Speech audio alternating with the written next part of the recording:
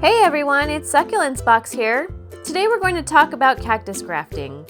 Have you ever noticed those two or multicolored cacti with the top and the base seem very different? They are grafted cacti.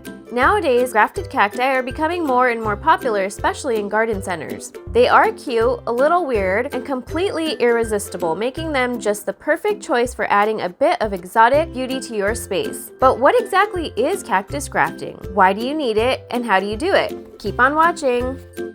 Cactus grafting basically combines two different cacti species to make one new plant. You'll attach a piece or even one whole cactus to a wounded piece of another cactus. The one on top is called the scion, and the base cactus is called the rootstock. The rootstock shares its chlorophyll with the scion, letting the scion perform photosynthesis and thrive.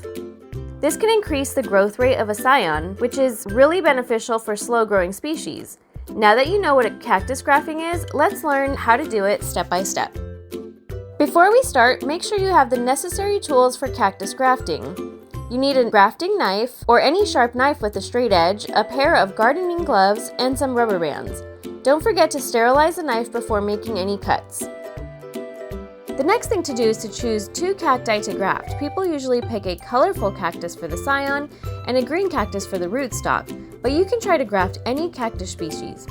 The top cactus commonly used is Gymnocalycium myohanovicii, and the popular base cactus is Hylocereus Mytiluriocactus geometrizans. Ready? Let's get started! Step 1. Prepare the rootstock. The first step of the grafting method is to prepare the rootstock. Precisely cut the head off of the rootstock at your desired height. A minimum of 2 or 3 inches above the soil is recommended. Step 2. Prepare the scion. Next, to create a scion, cut off the head of a scion cactus. Please also try your best to ensure that the cut of both the scion and the rootstock have the same diameter for a good fit. Step 3. Graft the two cacti. Now this is the most important step. Carefully place the scion on top of the rooted rootstock so both are situated together. Step 4. Secure the freshly grafted cactus. The last step is to use some rubber bands to secure your freshly grafted cactus. Tie rubber bands from top down and around the pot of the cactus to hold the pieces together. Put the freshly grafted plant in a dark room for 2 days before bringing it to a bright room with filtered or indirect sunlight. After a couple of weeks, the two cacti you grafted are successfully bonded together. You can remove the rubber bands. If the graft is not successful, you will notice that the scion and the rootstock are fully or partly separating, and the scion slowly dies. Graft failure is usually due to graft incapability, improper grafting technique, or weather conditions.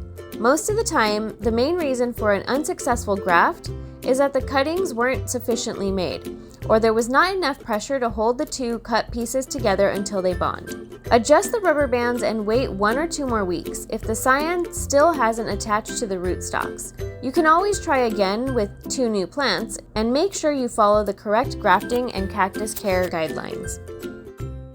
And that's it for today's video, everyone. Thank you so much for watching. If you enjoyed this video, please give it a like and hit the subscribe button for more content.